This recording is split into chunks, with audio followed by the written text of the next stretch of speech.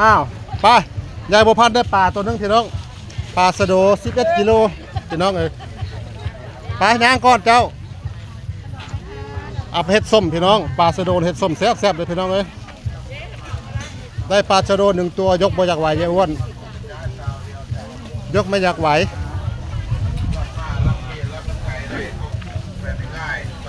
ปลาชะโด1ตัวเนี่ยปนป่าเนื้อกับเนื้อ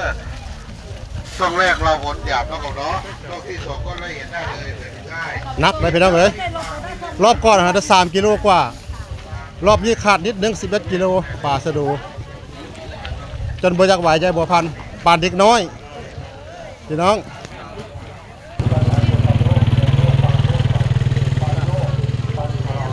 ยายบัวพันธุ์นักพี่น้องเพื่อนเขาบ่อยากได้ไปนะเพื่อฮอต3เพื่อฮอตมอเตอร์ไซค์พี่น้องเอ้ยตัวบ่ได้น้อย11 กิโลน่ะพี่น้องไอ้ปานเด็กน้อยกว่าเด็กน้อยเอาล้ม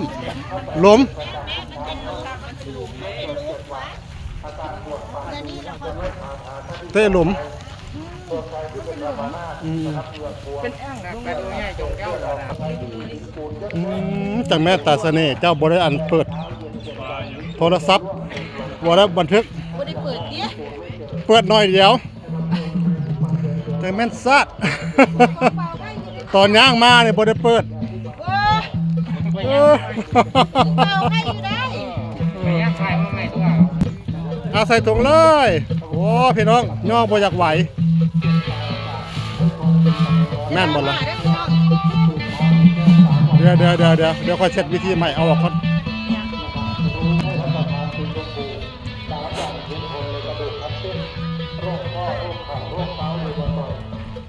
เขามาขายสมุนไพรพ่ออยู่นะ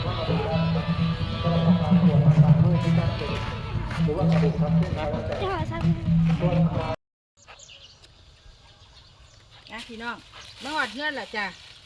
เอาปลาโดไปล้างน้ำก่อนพี่น้องนี่ไปโอ้มันได้ปลาโดใหญ่เลยพี่น้องเด้อปลาโดใหญ่ได้11 กิโลมันได้พี่น้องเลยตอนอยู่ในท่าน้ำมา11 กิโลพอได้พี่น้องเลยบัดพอมาฮอดเลยรถเหลืออยู่10 กิโล8ขาดไป2 ขีดนักน้ำ2 ขีดนักน้ำ2 ขีดหัวพี่น้องย่องหัวบานพี่น้องจนเนื้อบ่อยากไหวยายบัวพันธุ์พี่น้องผู้ขึ้นลืมอยู่เอาย่อลงน้ำพี่น้องย่อลงน้ำล้างซะก่อนนี่น้ำข้าวมาพี่น้องถ่าไว้ล้างข้าวพ่นพี่น้องบ่สั้นละน้ำเกลือก็ได้พี่น้องน้ำเกลือน้ำข้าวมาบ่สั้นละมันข้าวพี่น้องข้าวข้าวเห็ดเป็ดมันกับบ่ข้าว